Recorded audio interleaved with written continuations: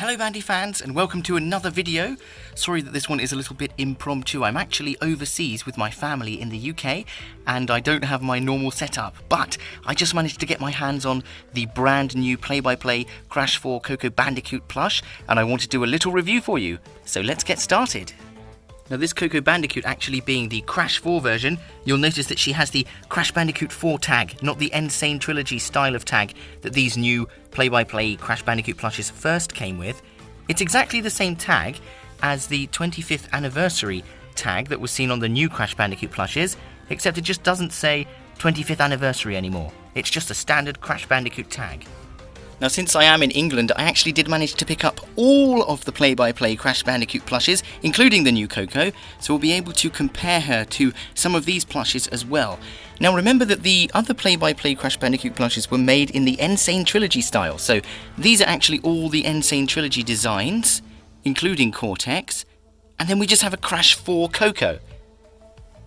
And the Dingadal that was going to be released is also in the Crash Bandicoot 4 style, so it's possible that they might re-release Crash Bandicoot in a Crash 4 style, I'm just not sure.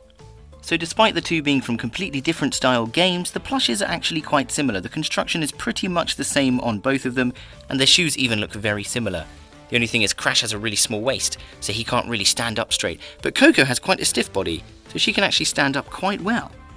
One of the main differences is obviously the colour of their fur. Coco is a really pale orange, almost looks brown on my camera, whereas Crash is a really vibrant and vivid orange, which is more in keeping with his Insane Trilogy version, whereas Coco is the Crash 4 version, although most of the colours on this plush are quite pale in comparison to her in-game counterpart. One of the major differences construction-wise is that Crash's nose is actually made from a piece of plastic that's kind of covered in felt, whereas Coco's nose is completely soft and plush. Not really stuffed at all. But both of them feature unstuffed ears, however Crash's are actually round, whereas Coco's are more straight, and instead of having two pieces of fabric to create the ear, hers is actually dyed with pink, so it's just two pieces of orange fabric with a dyed ear. Construction-wise again, Coco's front or ponytail or fringe, however you want to call it, is just a flat piece of felt that has two pieces of kind of soft fleece or fluffy fabric glued to either side, a lot like how Cortex's hair was done. However, Cortex's hair is just glued felt, so unfortunately his hair can actually get creased and wrinkled, which is really unfortunate. If they'd done Cortex's hair just like they have Coco's, it would look much nicer, because the wrinkled or creasable felt is actually on the inside, and the nice soft fleece is on the outside. On Cortex, unfortunately, it is just the felt, there's no soft fleece. It's really hard to do this review whilst holding the camera because I don't have my tripod here, but I just wanted to show you her hair. So, as you can see, the front hair is just a piece of flat felt, as I said, but the back ponytail is actually stuffed, and it looks quite nice. It's curly, it's nice and large. I do think it sticks up a little bit strangely at the back. I think it would have been a lot nicer if Play-by-Play could have just attached that to the back. And it would have also been nicer to just have this on the front as well, because that actually looks a lot more like her fringe than this does. This doesn't look anything like how Coco's fringe appears in the game. You can also see she's got goggles on here, which again are felt with a kind of printed vinyl, kind of shiny fabric over the top. They look okay. I would have preferred them in plastic, but obviously that's not going to happen. And they have unfortunately got a piece of thread going through the middle of them, which makes them look a little bit strange, whereas they could have glued them on, but I guess this is better for longevity. It does mean, however, that the plush actually has lots of loose threads all over her face, even around here, yeah. It does look a little bit strange, but she's actually quite cute facially. The embroidery on her face looks really, really nice. I mean, I don't know why they chose grey to sort of show her her eyelids. I think they could have gone for a red or a darker orange, but grey is okay. It's not too bad. She kind of looks like the Crash 4 Coco. All of the details on her body are printed onto this suit. Now, this is actually attached, so the Coco doll is orange, and you could essentially take this off and she would just be a naked doll because it's all attached as clothing. However, all of the details are just printed on, and they are missing a few details. There's no belt buckle, which is a really big detail. I'm surprised they missed that, considering they got the heart-shaped patch on her there, and they also got her pockets down quite well. It would have been nice to see those 3D, and I'm sure if this plush was made in the 90s, it probably would have been. But this day and age, unfortunately, we're not getting plushes in that kind of high caliber quality anymore. But you know what? All the details are there. You can tell that it's Coco's Crash 4 outfit, so it's not too bad. It would have been nice to have seen that buckle, but she is wearing her bracelet there, and she does have the pink trim on her clothes.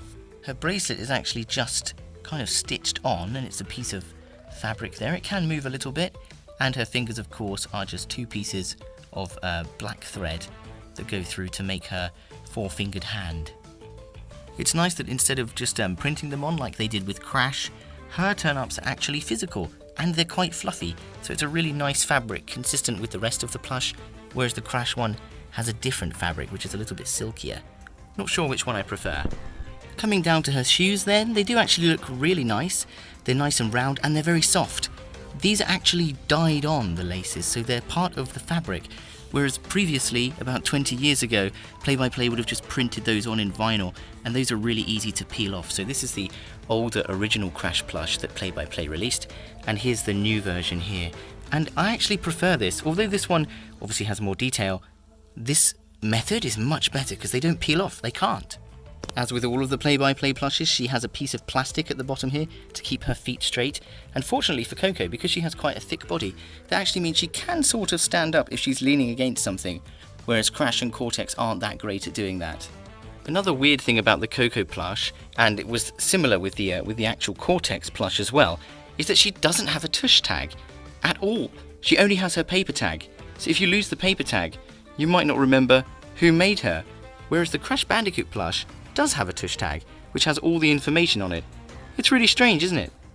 So there you go, Coco doesn't have a tush tag. Overall then, I think she's a really cute plush and a really nice addition to this set.